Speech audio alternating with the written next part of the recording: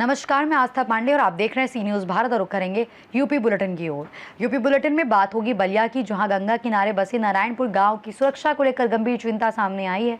साथ ही बात होगी कौशाम्बी की, जहां समाजवादी पार्टी ने विभिन्न जन समस्याओं को लेकर भाजपा सरकार के खिलाफ जोरदार प्रदर्शन किया है।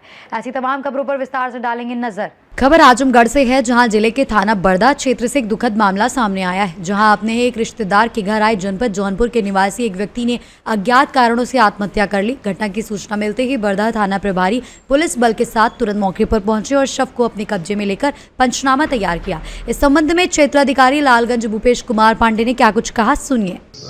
16/6/2026 को सुबह पीआरबी को ये सूचना प्राप्त हुई कि थाना बड़दा के मौजा निवाजा क्षेत्र में एक व्यक्ति जिसका नाम करण पुत्र जीतू निवासी प्रेम राजपुर थाना कोतवाली जनपद जौनपुर का ये निवासी था।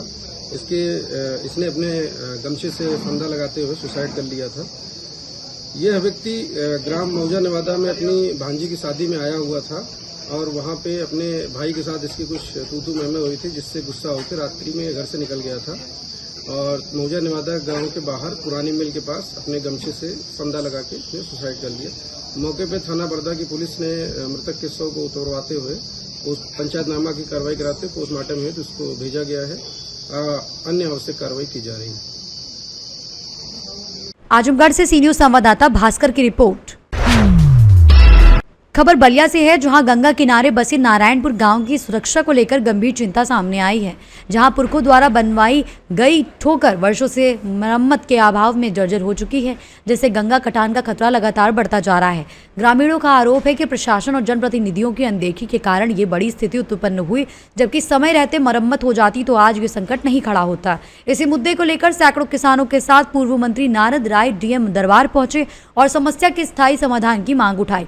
मामले की गंभीरता को देखते हुए जिलाधिकारी ने निरीक्षण कर प्रस्ताव तैयार करने के बड़े निर्देश दिए हैं। अब स्थानीय लोगों के बीच इस सवाल उठ रहा है कि जब खतरा सिर पर आ गया तब प्रशासन क्यों सक्रिय हुआ और उन्हें अस्थायी सुरक्षा कब मिलेगी। आज किस मामले को लेकर आज जिलाधिकारी कार्यालय पे आए हैं, क्या है पूरा मामला? आज कोटवा नारायणपुर के संभ्रांत लोगों के हुक्म से जिलाधिकारी महोदय के यहाँ उनके बताए गए समय पर आकर के और जो कोटवा नारायणपुर में गंगा नदी के कटान की संभावनाएं बढ़ती जा रही है, उस समस्या से अवगत कराने के लिए सैकड़ों की तादाद में गांव कोटवा नारायणपुर आसपास के लोग आने का काम किए हैं। मैं भी उन्हीं लोगों के साथ आज जिलाधिकारी के आया और जिलाधिकारी को माननीय शंकर राय जी हैं, ये जिला पंचायत अध्यक्ष लुट्टू राय जी हैं, प्रमुख हैं, प्रधान जी हैं, सभी संभ्रांत लोग हैं, जिन लोगों के साथ पत्रक दिया गया और मांग किया गया कि जो काम स्वर्गीय गौरी भैया के ज़माने में वहाँ पर जो पुस्तक बना हो था, पुरखों ने बनाया था कि गंगा नदी का कटान से गांव कभी प्रभावित नहीं होगा।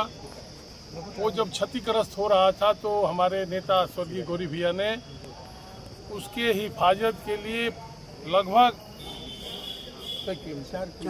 4 किलोमीटर के एरिया में गौरी भैया ने वहाँ पर बोल्डर की पिचिंग कराया था। उसी का नतीजा था कि आज तक गंगा नदी के कटान का प्रभाव उस इलाके पर नहीं हुआ। पिछले कई सालों से वह क्षतिग्रस्त हो गया था, पिछले साल सबसे ज़्यादा हो गया और इस साल आप लोगों को डर लगा बना हुआ है कि अगर वह क्षतिग्रस्त और होगा तो पोस्ता टूट जाएगा और जब पोस्ता टूट जाएगा तो गंगा का जो कुप्रभाव पड़ेगा वो लठुडी तक पड़ेगा, पूरा करेल का इलाका डूब जाएगा। जिस तरह से कोसी नदी रातों रात अपना रूट बदल ली थी, उसी तरह से गंगा नदी का भी रूट बदल जाएगा। इस ज्वलंत समस्या से माननीय जिलाधिकारी महोदय को अवगत कराने के लिए हम लोग आए। उन्होंने हम लोगों की बात को गंभीरता से लेते हुए ये बाढ़ विभाग के अधिशासी अभियंता को निर्देशित किया है कि कल अपनी पूरी टीम भेजो और मौके का निरीक्षण कराओ। इसको बचाने के लिए धन की कोई कमी नहीं होगी। जितना धन चाहिए माननीय जिलाधिकारी महोदय ने उस अधिकारी से भी कहा और गांव के लोगों को भी भरोसा दिया कि हर हालत में आपको उस पोस्ता को बचाया जाएगा और पिचिंग का कार्य जो क्षतिग्रस्त हो गया है, जिसका तार टूट गया है और बोल्डर धीरे धीरे गंगा नदी में बह रहा है, उसको बचा करके गांव का ही हिफाजत नहीं किया जाएगा बल्कि पूरे करेल की हिफाजत किया जाएगा। कितना आबादी प्रभावित है लगभग? कोटवा नारायणपुर 2 लाख की आबादी का है। 3 गांव सभा है, 4 गांव सभा और सिर्फ कोटवा नारायणपुर ही नहीं, अभी आपने बताया पूरा करई से लेकर के लटूटी तक हमारा NH-31 भी उसमें डिस्टर्ब होगा, टूट जाएगा। नहीं बचेगा डाक बंगला, नहीं बचेगी मंगला भवानी अगर वो पोस्ता की हिफाजत नहीं हुई और उस ठोकर का निर्माण नहीं। तो क्या इंतजार कर रही है विभाग की कि जब बाढ़ आएगा तब काम करेंगे? अब देखिए, उसके पीछे मैं नहीं जाना चाहता। आज की तारीख में मैं फिफना में एक भारतीय जनता पार्टी की कार्यकर्ता के रूप में काम कर रहा हूं। जिन समस्याओं से लोग अवगत कराते हैं उस समस्याओं का समाधान का रास्ता ढूंढते रहने का काम करता हूं। उसी कड़ी में हमसे आप लोगों ने अवगत कराया और कल ही अवगत कराया, क्योंकि गांव के लोग ने मीटिंग किया था और इन लोगों को ये निराशा हो गई थी कि अब इसमें कोई कुछ नहीं कर सकता, तो हम ही लोग गांव के लोग चंदा लगा करके उसको बचाने का काम करेंगे। हमने कल भी इन लोगों को भरोसा दिया। कल ही घटना स्थल से ही जिलाधिकारी महोदय से वार्ता हुई और शासी अभियंता से, और जिलाधिकारी महोदय को साधुवाद देना चाहता हूँ। उन्होंने तत्काल आप लोगों को आमंत्रित किया, अपने यहाँ बुलाया, हमारी बातों को सुना और समाधान का बिल्कुल रास्ता साफ करते हुए संबंधित बाढ़ विभाग के अधिकारी को निर्देशित करने का काम किया। बलिया से सी न्यूज संवाददाता आनंद दुबे की रिपोर्ट। खबर बुलंदशहर से है, जहां कोतवाली खुर्जा नगर क्षेत्र अंतर्गत कबूतर पैंट के निकट मुरारी नगर में अज्ञात कारणों के चलते मोम और दियों से भरे एक गोदाम में भीषण आग लग गई, जो देखते ही देखते विकराल रूप लेती हुई पास के घरों तक पहुंच गई। घटना की सूचना मिलते ही दमकल विभाग की टीम मौके पर पहुंची और आग पर काबू पाने का पूरा प्रयास शुरू किया। आग की गंभीरता को देखते हुए 5 फायर ब्रिगेड की गाड़ियों को लगाया गया है, जो घंटों की मशक्कत के बाद भी आग बुझाने में जुटी हुई है। इस हादसे में लाखों रुपयों के नुकसान की आशंका जताई जा रही है, जबकि प्रशासन स्थिति पर नजर बनाए हुए है। मुबारक, क्या कहेंगे, कैसे आग लगी और कौन सा मोहल्ला है? ये कबूतर की पैठ बिलाल मस्जिद, यहाँ मोमबत्ती का काम चालू है, उसमें आग लगी है। मेरा मकान बराबर में है।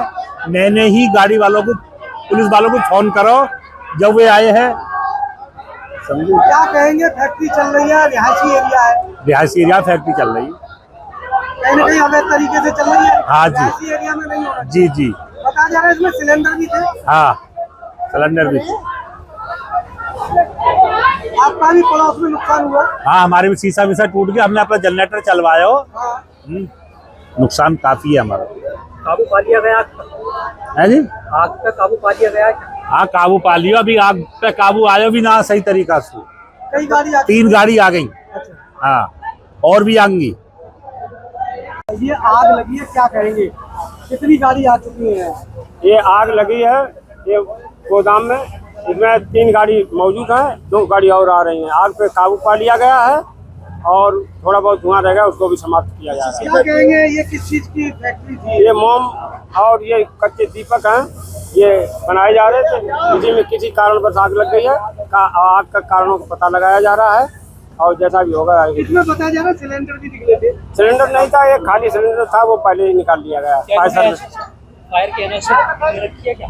अब ये बात का विषय है, जांच की जाएगी, जैसा कुछ होगा तैसे बताया क्या जाएगा। कहेंगे, पूरी तरह अवैध तरीके से चल रही थी अब रिहायशी एरिया में? या जी गोदाम बना रखा है, गोदाम की उन्हें जो भी कार्रवाई होगी उसे सम्मत की जाएगी। बुलंदशहर से सी न्यूज संवाददाता उमेश की रिपोर्ट। खबर कौशाम्बी से है, जहां समाजवादी पार्टी ने विभिन्न जन समस्याओं को लेकर भाजपा सरकार के खिलाफ जोरदार प्रदर्शन शुरू किया, जिसमें सपा सांसद पुष्पेंद्र सरोज, राष्ट्रीय महासचिव एवं विधायक इंद्रजीत सरोज, एमएलसी मान सिंह यादव और जिला अध्यक्ष दयाशंकर यादव के नेतृत्व में हजारों कार्यकर्ताओं ने जिला मुख्यालय पहुंचकर सरकार विरोधी नारेबाजी की और जिलाधिकारी को ज्ञापन सौंपा। प्रदर्शन से पहले आयोजित प्रेस कॉन्फ्रेंस में सपा नेताओं ने महंगाई, बेरोजगारी, पेपर लीक की घटनाओं, बढ़ते बिजली बिल और किसानों की समस्याओं को लेकर सरकार पर तीखा हमला बोला। साथ ही उप मुख्यमंत्री केशव प्रसाद मौर्य के कार्यों पर भी सवाल उठाए। इसके बाद कार्यकर्ताओं ने जिला मुख्यालय पर पहुंचकर हैंडपंपों की खराब स्थिति, जल जीवन मिशन में अनियमितताओं तथा पेट्रोल डीजल और रसोई गैस की बढ़ती कीमतों जैसे मुद्दे को उठाते हुए जोरदार प्रदर्शन किया, जबकि बड़ी संख्या में पार्टी पदाधिकारी और समर्थक मौजूद रहे। ये आज प्रमुख मुद्दे हैं जो सरकार विरोध में कर रही है हमारे जनता और जनता के प्रति। महंगाई, बेरोजगारी और निरंतर पेपर लीक और आरक्षण घोटाला जो हो रहा है, और खास करके पीडीए समाज के खिलाफ जो घोटाला किया जा रहा है, हमारे नौजवानों के साथ, उनके भविष्य के साथ, उनके परिवार के साथ खिलवाड़ हो रहा है। और ये जो बिजली की समस्या है, जो इस नए सरकार ने एक नई समस्या उत्पन्न की है कि बिजली आती नहीं है, लेकिन बिजली का दर और बिजली का बिल लगातार लाखों लाख आ जाता है। ये एक नई पॉलिसी आई है, एक नया तरीका है हमारी जनता को प्रताड़ित करने का। 12-12 घंटे बिजली नहीं आ रही है, शहरों में घंटों बिजली नहीं आ रही है, लेकिन फिर भी बिजली का बिल लाखों लाख आ रहा है। तो इसी को लेकर के आज हम डीएम कार्यालय आए हैं और सरकार के विरुद्ध में ज्ञापन देने आए हैं।